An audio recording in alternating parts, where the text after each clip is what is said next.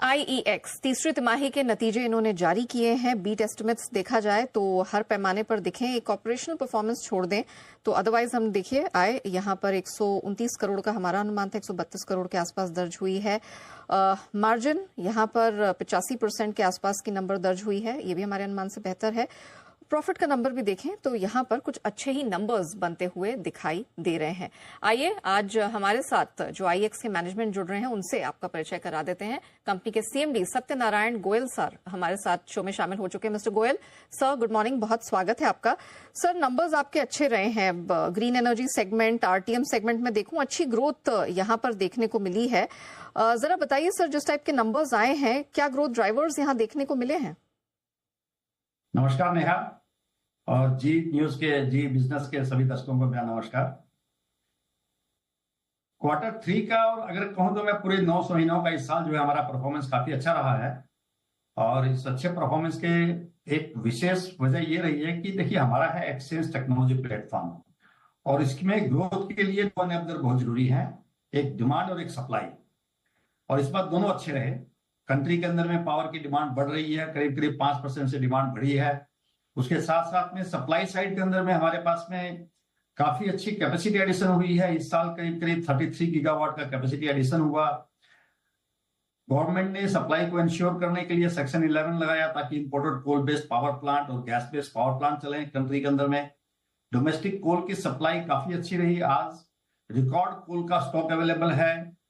शक्ति स्कीम के अंदर में पावर प्लांट को बिल्कुल लो प्राइस के ऊपर में कोयला मिल रहा है। तो इन सब कारणों से क्या हुआ कि हमारे यहाँ एक्सचेंज के ऊपर में काफी अच्छी सेल साइड में लिक्विडिटी रही। 60% से ज्यादा सेल की लिक्विडिटी इंक्रीज की, प्राइसेस कम हुए, जिसके कारण से वॉल्यूम काफी अच्छा ग्रोथ हो रहा है।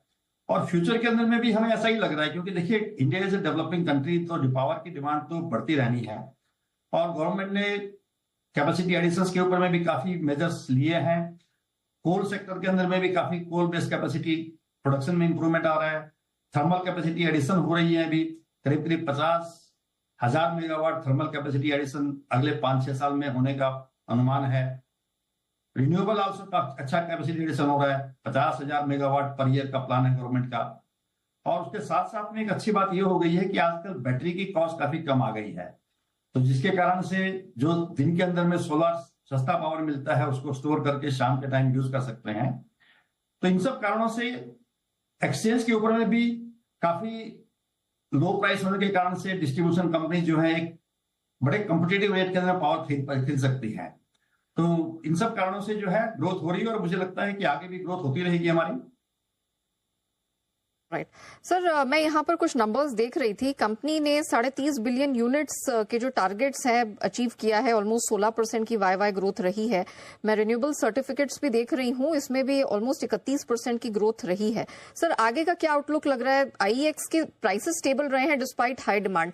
आगे कैसा आउटलुक दिखाई दे रहा है? ये ट्रेंड आगे भी आप रिपीट करेंगे या इसमें और सुधार की उम्मीद है? देखिए, रेट जो है वो बेसिकली सप्लाई साइड के अंदर में काफी अच्छी इंप्रूवमेंट हुई है, और ये इंप्रूवमेंट आगे भी रहने की उम्मीद है। तो मुझे पूरी उम्मीद है कि रेट के अंदर में जो हमने इस बार करीब 4-4.25 रुपए का रेट आया है एक्सचेंज के ऊपर में, ये रेट आगे भी रहने की उम्मीद है।